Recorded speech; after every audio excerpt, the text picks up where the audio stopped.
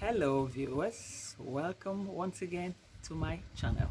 This is Vico_Real_Space coming your way. Today's it's all about a reaction video based on various contents from various content creators from the YouTube. Now, once again, if you're new, please don't fail to subscribe to my channel. And for the old subscribers, I'm happy to have you on board. So here we go. Let's get started. Now, today's title should be titled towards the winners and the losers. And what I mean by that, it goes about the narrative in the village of Yabuhanse and now across border to Republic of Ghana. Yeah, you guys know exactly what I'm talking about. I'm talking about the latest gist, CJ, and Burundi traveler, BT. Well, there's a lot to be learned from this episode. The most important is that we don't even know whether what we're seeing is real. We don't know whether the guys are there on their own, seeking for liberation, seeking to open new horizons for their own YouTube businesses, or they were being sent. You never know. In YouTube world, everything is possible. So this is just my opinion. And if any person has anything to say, any comment, can also leave the comment. We can dialogue and we can see where exactly what's exactly going on. Yeah. So another thing I'm talking about today, it's about you have the Marwa camp, and they said they call themselves the positive reactors, and you also have the lazy gang members, so to say, though I will not really agree on that name, but then it's a name that nobody cares. What is important is that there are two factions that have been able to diffuse two different types of stories. One narrative was initially about bringing development to a village, to a certain community. But we don't know how that development came about. And in my previous narrative, I thought it was real. I thought I saw something different from mud thatched houses to brick houses, modern houses, and children going back to school. But on the other side, on a closer look, through the eye of a needle, there are people that could still see that there were certain things that were missing, that were not really exactly what that is being portrayed to the outside world for donation. And from that, a lot of people, the awareness started coming in. A lot of awareness, and people could actually say, wow, could this have passed through their nose without them noticing it? And yet, those that brought this to light as a negative reactor, as lazy gang members, I really disagree on this. I think we should give credit to them. If not, loads and loads of things could have gone unsuspectedly in that way. But another problem is that the source of this income, of these donations, are coming from Black Americans, mostly of Caribbean origins, diasporans living in America, all over the world, Australia, England, modern day Europe.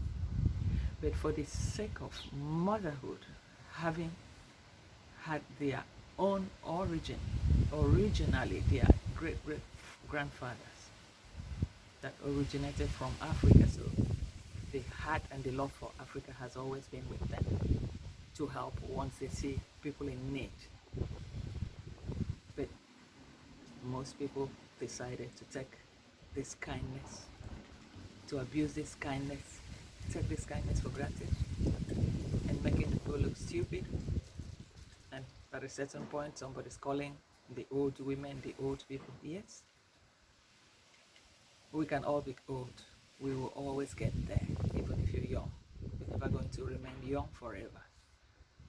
But the heart that gives should be respected. The hand that giveth, God blessed the hand that giveth and the hand that taketh. So we should be able to respect this spontaneous, good heart and not abusing it. The people sometimes from various narratives are being put under pressure, a lot of pressure. And by so doing, you're trying to drain the lifeline of an elderly person who is probably on pension, or some who are still working, probably in America, doing 2-3 jobs to be able to meet up their demands. And mind you, most of them too are diasporans and still have their families in their own native country, be it in Africa, be it in the Caribbean. But just for the love of helping, I don't think any person should take this help for granted. Somebody should respect this love that has been shown to you, not putting such pressure on them to siphon everything up to their last penny, what they're supposed to use to live for the rest of their old age days.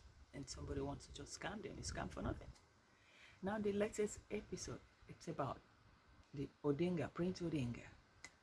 It's horrendous that it has gotten to a stage that somebody has to stage somebody's death, fake somebody's corpse, a corpse of another, to portray as his wife, and yet his wife is living.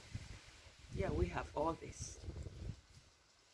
Through Nairobi teacher, you have it with him. He has lots of all these receipts. JT2 has it, and some other people in the village, they also have it. It's Ernesto also have it too. So I advise whoever's watching here, if you haven't, you don't have any knowledge about it, go through their channel, Nairobi Teacher channel, you'll find it there. JT Podcast, you'll find it there. It's NS, you will find it there. There's so many receipts. But it is just horrendous that this scamming can even get to this point with somebody's cup, where the family are there, disrespectful to this family who have suffered the loss of their person, and now the death of the person, the corpse, has to be displayed on the YouTube just for the sake of seeking to scam, to convince somebody to give you money. It's ridiculous. It's the height of I don't know what to even call it. Well, now we move away from that part. The other part is that, yes, Yomi Kitchen, I respected her very much. I remembered when she first landed in Yabohanse. I remembered Marwa calling her my rich auntie from England, from the UK. But I had thought with her age that she could have been on a neutral side, that she could have been able to look through things carefully before diving into this civil fight with Justice Zari. They both reside in the same country. I would have expected them to be doing content together, grow their channels together, visit each other. But it turned out that the tones, the languages used against each other was just too heavy. I think Yomi Kitchen took it too much. Probably Joyce's reacted because she felt attacked. But even then, I think both supposed to have been able to find a civil ground to resolve whatever differences they would have had. Because it's just not worth it. What are you fighting for? The person you're fighting for is well known for what he's doing, and what he's doing is wrong against his community or against the donors. So at the end of the day, what are you fighting for? At the end of the day, Yomi Kitchen has now found out that it's not not every plate of every plate of gold is real gold, you know. So probably she's trying to, make a way for an exit. But it's going to be difficult, but we'll be here watching her till the end. So guys, I'm going to leave you guys with some of the receipts that I have gathered from this episode. But meanwhile, check out the channel of NT, Nairobi Teacher Channel, for the receipts. Check out the Zenesto, and check out the JT podcast.